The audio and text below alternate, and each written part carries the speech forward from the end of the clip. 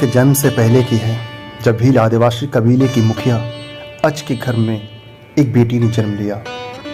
उसका एक नाम सरमणा और दूसरा नाम सबरी रखा गया। सबरी की माँ इंदुमती उसे खूब प्यार करती थी। बचपन से ही सबरी पशु पक्षियों की भाषा समझकर उनसे प्यार भरी बातें किया करती थी। जब सबरी की माँ उसे देखती तो कुछ समझ नहीं पाती थी। कुछ समय बाद एक पंडित ने सबरी के परिवार को बताया कि वो आगे चलकर सन्यासी बन सकती है। इस बात का पता चलते ही सबरी के पिता ने उसको रिश्ता तय कर दिया। जैसे ही शादी का दिन नज़दीक आया, सबरी के घर वालों ने खूब सारी बकरियां और अन्य जानवर घर के पास लाकर बांध दिए। तो उसने माँ से पूछा, इतने सारे जानवर हमारे घर में क्यों लाए गए हैं? माँ ने जवाब दिया, बेटी तुम्हारा विवाह होने वाला है, इसलिए हम लोगों ने इसका इंतजाम बलि के लिए किया है।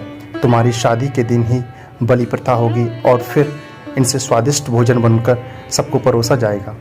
यह सब सुनकर सबरी दुखी हो गई।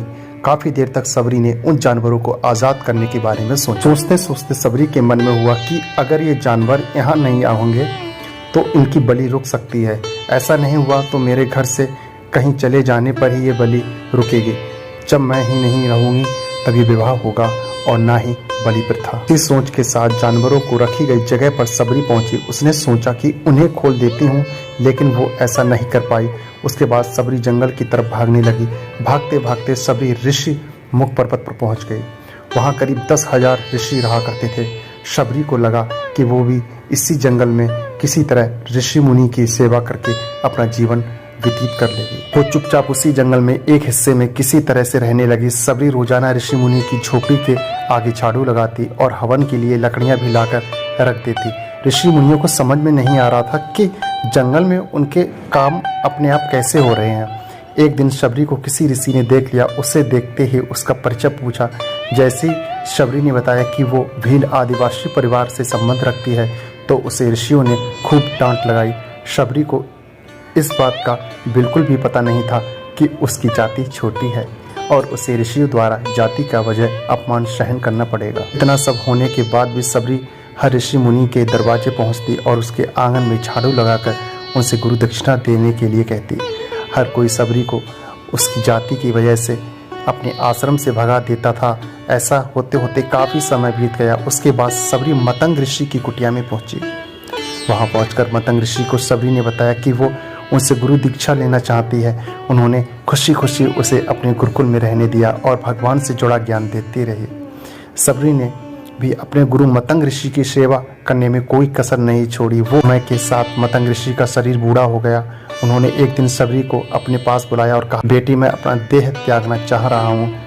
बहुत साल हो गए इस शरीर में रहते रहते। सबरी ने दुखी मन से कहा, आपके ही सहारे मैं इस जंगल में रह पाई हूँ। आप ही चले जाएंगे तो मैं जीकर क्या करूँगी? आप अपने संग मुझे भी ले जाइए, मैं भी देह त्याग दूंगी।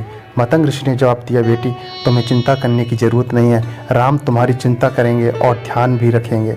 सबरी ने राम का नाम सुनने के बाद पूछा, वो कौन है और उन्हें भी किस तरह ढूंढेगी? मतंग ऋषि ने बताया, राम कोई और नहीं भगवान है। वो सारे अच्छे कर्मों का फल देंगे। तुम्हें उन्हें ढूंढने की कोई ज़रूरत नहीं है। वो एक दिन खुद तुम्हें खोजते खोजते हुए इस कुटिया में आएंगे और तुम्हें उनके हाथों ही मोक्ष मिलेगा। तब तक तुम इसी आश्रम में रहो। इतना कहते ही मतंग ऋषि ने अपना शरीर त्याग दिया। सबरी के मन में मतंग ऋषि के जाने के बाद से एक ही बात थी कि राम स्वयं उनसे मिलने आएंगे। वो रोज भगवान राम से मिलने के लिए बाग से अच्छे अच्छे फूल लाकर पूरा आश्रम सजाती और भगवान के लिए वेर तोड़कर लाती। भगवान के लिए वेर चुनते हुए सबरी उन्हें चख लेती थी ताकि भगवान वो सिर्फ मिठाई वेर ही दें। रोजाना सबरी इसी तरह भगवान के दर्शन की आस में फूल और वेर इकट्ठा करती रहती थी। इसी तरह संसार में कई साल बीत गए। सबरी का शरीर एकदम वृद्ध हो गया। एक दिन आश्रम के पास ही एक तालाब में सबरी पानी लेने गई। तभी पास के एक ऋषि ने उसे अछूत कहते हुए वहां से भागने के लिए कहा और एक पत्थर मार दिया। वो पत्थर जब सबरी को लगा तो उसे चोट लगी और खून बहने लगा। बहते हुए खून की एक बूंद उसी तालाब के पानी में गिर गई। तभी पूरा तालाब का पानी खून में बदल गया। ये सब होता देखकर ऋषि ने सबरी को ही डांटा और कहा कि पापिन, तुम्हारी वजह से पूरा पानी खराब हो गया। रोज ऋषि उस पानी को साफ करने के लिए अपनी कई तरह की विद्याओं का इस्तेमाल करते। कई सारे जतन करने के बाद भी कुछ नहीं हुआ। फिर उन्होंने गंगा जैसी कई पवित्र नदियों का जल भी उस तालाब में डाला, फिर भी तालाब का पानी साफ नहीं हो पाया और वो खून जैसा ही रहा। कई सालों तक तालाब के पानी को साफ करने की कोशिश के बाद भी कुछ काम नहीं आया तो ऋषि ने थक कर सब कुछ छोड़ दिया। इस घटना के कई सालों के बाद भगवान राम अपनी पत्नी सीता के हरण के बाद उन्हें ढूंढते हुए उसी तालाब के पास पहुंचे। ऋषि मुनियों ने उन्हें पहचान लिया। भगवान को वहां देखकर ऋषि ने तालाब का पानी साफ करने के लिए भगवान को अपने पैर उसमें डालने के लिए कहा, लेकिन पानी जैसे का तैसा ही रहा। ऋषि मुनियों ने भगवान से भी कई अन्य जतन करवाए, लेकिन वो पानी जस का तस खून जैसा ही रहा। तब भगवान ने ऋषि से पानी के रक्त में बदलने की कहानी पूछी। तब ऋषि ने सबरी को पत्थर मारने वाली सारी बात बता दी। उसके बाद कहा कि वो महिला ही पवित्र है, छोटी जात की है, इसलिए ये सब हुआ है। उसी वक्त भगवान राम ने कहा, ये सब आप लोगों के खराब वचनों के द्वारा ही हुआ है। सबरी को इस तरह के शब्द बोलकर आप लोगों ने उसे नहीं बल्कि मेरे दिल को घायल किया है। इसी घायल दिल के रक्त का प्रतीक यह तालाब का लाल पानी है। आगे भगवान राम बोले, कहाँ है वो माई, उनसे मिलना चाहता हूँ।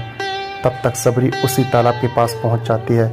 इस दौरान सबरी के पैर को ठोकर लगती है और कुछ धूल उस तालाब में गिर जाती है। तभी सारा पानी साफ हो जाता है। भगवान उनसे कहते हैं कि देखिए, आप लोगों ने क्या कुछ नहीं किया, लेकिन पानी साफ नहीं हो पाया। अभी सिर्फ उसके पैर की धूल से ही तालाब का पानी साफ कर दिया। भगवान राम को सबरी पहचान चुकी थी। उन्हें प्रणाम करके सबरी ने कहा, भगवान आप मेरे साथ कुटिया में चलिए। भगवान भी खुशी खुशी सबरी के साथ फूलों से सबरी ने भगवान राम का स्वागत किया। वो सीधे बेर तोड़ने के लिए भाग गई और चक चक कर उसके लिए बेर लेकर आई। उन्होंने बड़े ही प्यार से भगवान राम और उनके भाई लक्ष्मण को बेर दिए। भगवान राम ने भी उतने ही प्यार से उन बेरों को खाना शुरू किया। तभी बेर देखकर मुंह बनाते हुए लक्ष्मण ने कहा, भैया ये बेर झूठे हैं, उन्हें आप कैसे खा सकते हैं? भगवान ने जवाब दिया, लक्ष्मण ये झूठे नहीं बल्कि बहुत मीठे हैं। सबरी माई सबके लिए ये बहुत प्यार से तोड़कर लाई है। इतना कहकर भगवान राम प्यार से उन बेर को खाने लगे। भगवान ने जाते हुए सबरी माई से कहा, आप मुझसे जो चाहें वो मांग सकते हैं। सबरी ने उन्हें कहा, मतंग ऋषि के कहने पर मैं आज तक सिर्फ आपके दर्शन के लिए ही जी रही हूँ। अब आप मुझे मोक्ष प्रदान कीजिए, मैं अपना शरीर आपके सामने ही त्यागूंगी। उसी वक्त सबरी ने अपना शरीर त्याग दिया। भगवान राम ने अपने हाथों से उसका अंतिम संस्कार किया और सीता माँ की खोज में आगे बढ़ गए। इस तरह से ऋषि मतंग की बात सच साबित हुई और सबरी को भगवान राम के दर्शन भी हुए। तभी से भगवान राम को सबरी के नाम से भी